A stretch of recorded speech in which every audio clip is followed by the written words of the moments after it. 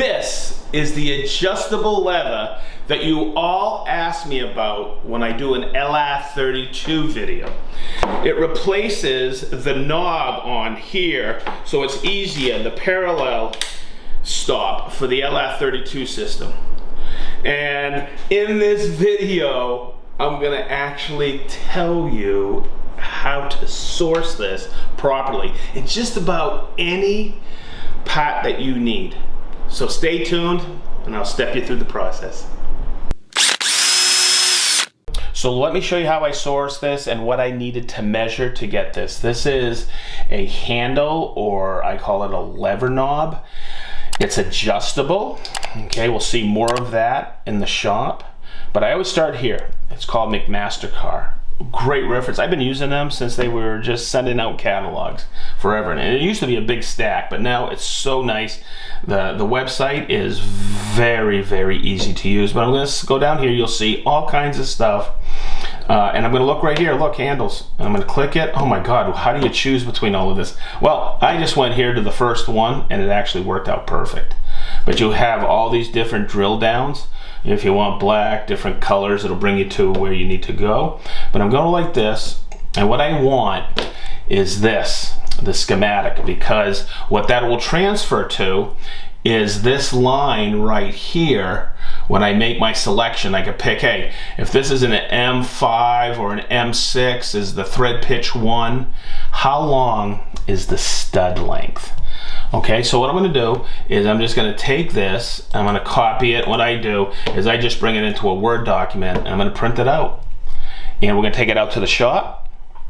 And what we'll do is we'll start measuring projection, the handle length, the hub projection, but also the most important thing for me right now is this pitch and thread size. I know it's metric, but also it was the stud length. So this is going to be fun. I just want to step you through how I did this. So this is the knob. Come in here, cameraman. This is the knob that comes with the LR-32. And people have complained to me that this is cumbersome to turn all the time. So I right away, many years ago, I replaced it with one of these. So this is the hack I have on it. So what I'm going to do first is find this. The thread pitch on that. So the way it's connected is by this little nut right here. Okay, I could do one of two things. I could chase that, but what I'm going to do is I'm just going to chase this thread. And I know what it is because I've ordered these. It's M6 by 1.0, but that's how I always chase threads. These are great to have. I actually did, I think, a video on these thread chases before. It goes right in like that, so I know, and I'm just going to label it right here. I'm going to say that's a M6-1.0. Cool. Now the other thing that I gotta measure, okay, is the length of the stud. Because my original set, I had to put a spacer because they were really a long stud. So it was protruding out here. These, I'll measure right here. So I'll take my ruler and I'll measure from here, and if I have to shim it, but I'm gonna get, let's just measure this right here to the, see how it bottoms out here. I'll measure it, and it looks like I can get about 15 or 16 millimeters, so we'll see that. If not, I can always say I can't get a 15 millimeter length. I can always shim it on the outside here with maybe a couple of washers, which I did. So I'm gonna write the length. I'm gonna write 15 to 16 in length. So we have the thread, we have the length of the stud, and the only one that really matters that's left is this part right here. We call it the hub projection. It's listed right there, and look for the measurement. It's from the base to the top of the screw top, and I'm going to measure it right here, and this one's about 26 millimeter. And the reason I want to show you why that matters is when I put this on, and I'm going to get this out of the way so you can see. You see the hub?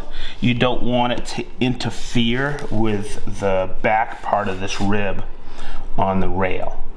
So I'm gonna write that down, and we'll go in and we'll source it. So we're back in the office, and we have our measurements.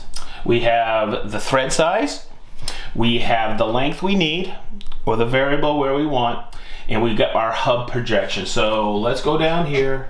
I really like the look of this lever. There's some that have a little ball on it, but I'm gonna go down here and look how easy it is. Look, M6, thread and stud size right there, and projection, 25 millimeter, right what I need. I'll just click it here. They're $9.27 a piece, worth every penny. And order as much as you want. I like the color black. I guess you can get it in orange too, whatever your choice is. I just chose black because it looks cool, and I just ordered 6 of them, and I'm ready to go. So that's as easy as it gets. So let's go back out to the shop. Usually takes here in Indiana, McMaster Cat, I think it's in Illinois. Usually takes about a day. Sometimes it's next day, sometimes it's 2 day. So let's go check to see the fit on it. So we got our handles in the mail. I'm just gonna take it in. I'm gonna put a washer on there, and we're gonna thread it in to the piece just like this, into our parallel stops, and we'll see how it works. And look at that, I get a nice firm, and these just swivel out of the way as I take them like this. And that's as easy as it is to source a part. Go investigate that website, because that is a resource that I have used for over 25 years when I've needed a knob or a part or a hand wheel for my lathe. So check it out. It's McMaster Car, and as we always say in the SedgeTool shop, woo, be positive and stay sharp.